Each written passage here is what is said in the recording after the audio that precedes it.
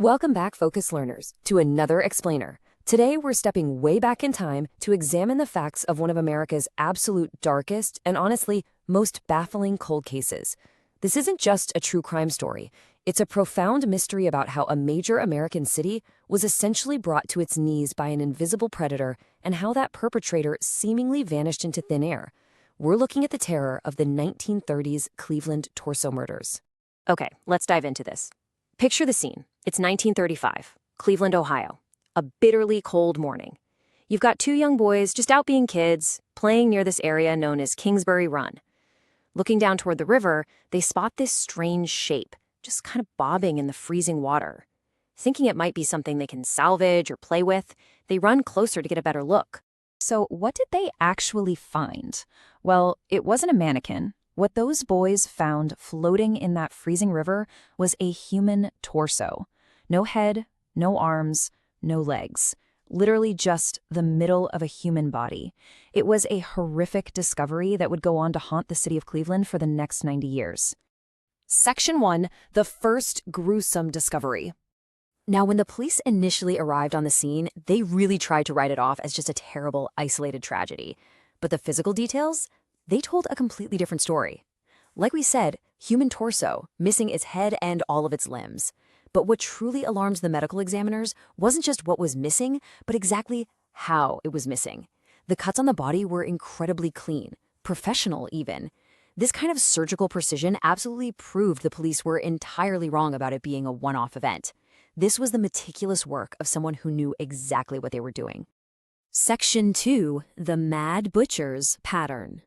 Let's move to and see how this builds, because that one horrible morning was unfortunately just the beginning.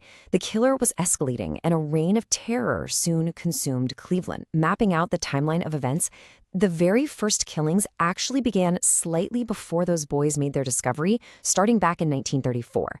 Then, the infamous 1935 discovery happens in Kingsbury Run, kicking off this widespread panic. And this macabre pattern, it continues relentlessly until 1938, when the killings abruptly stop. So for 4 solid years, a phantom literally stalked the streets. 12. That number right there represents the sheer scale of the horror. Over those 4 years, 12 confirmed bodies were found scattered around Kingsbury Run. To really understand this, we have to look at the era. Kingsbury Run was this sprawling shantytown born out of the Great Depression, basically filled with people just trying to survive the decade in the poorest part of Cleveland. Every single victim found there was torn apart, dismembered, decapitated, and essentially dumped like trash. And what's truly terrifying is that 12 is just the official count.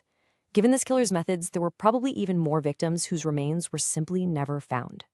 But who was this killer actually hunting? The victims had one tragic thing in common. In the eyes of society back then, they were considered nobodies. Homeless men and women, drunks struggling on the streets, people that no one would immediately miss. The killer specifically targeted these highly vulnerable populations because their sudden disappearances wouldn't raise immediate alarms with families or employers. It was a highly calculated, totally cold-blooded choice to hunt the unprotected. Section 3. Enter Eliot Ness. As you can imagine, the city was in absolute panic, and newspapers had officially dubbed the killer the Mad Butcher of Kingsbury Run. In response, the government decided to send in their absolute best man. And this creates a stark, kind of wild clash between legend and reality.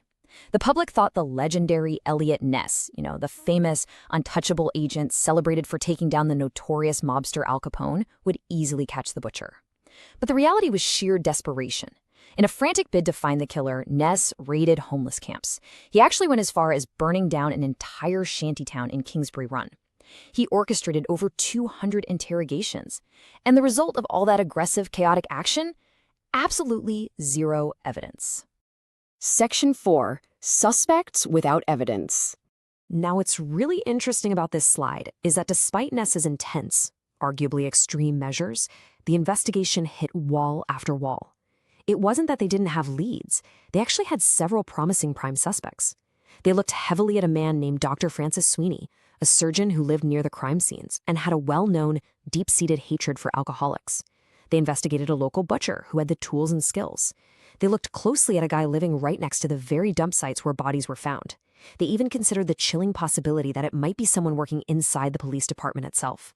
But despite having all these prime, highly suspicious individuals in their crosshairs, they lacked a single piece of hard evidence to make an actual arrest.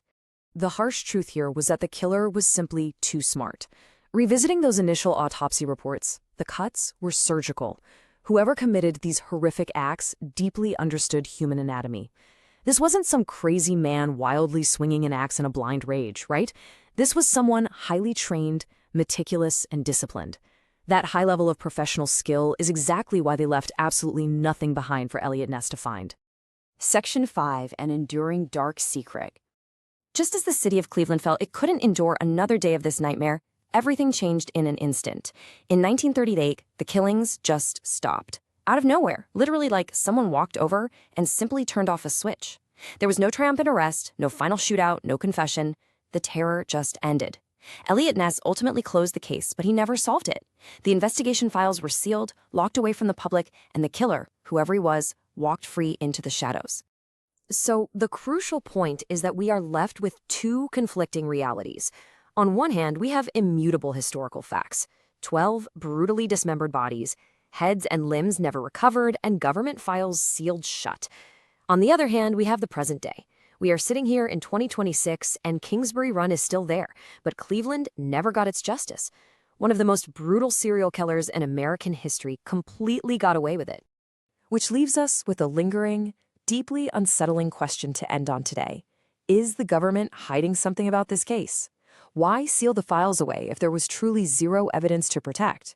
Even today, decades later, if you go to Kingsbury Run at night, locals will still tell you stories about the Mad Butcher. What do you think really happened? Who was the professional killer? Take a look at the facts we've outlined today and comment your theories down below. I really want to hear what you guys think.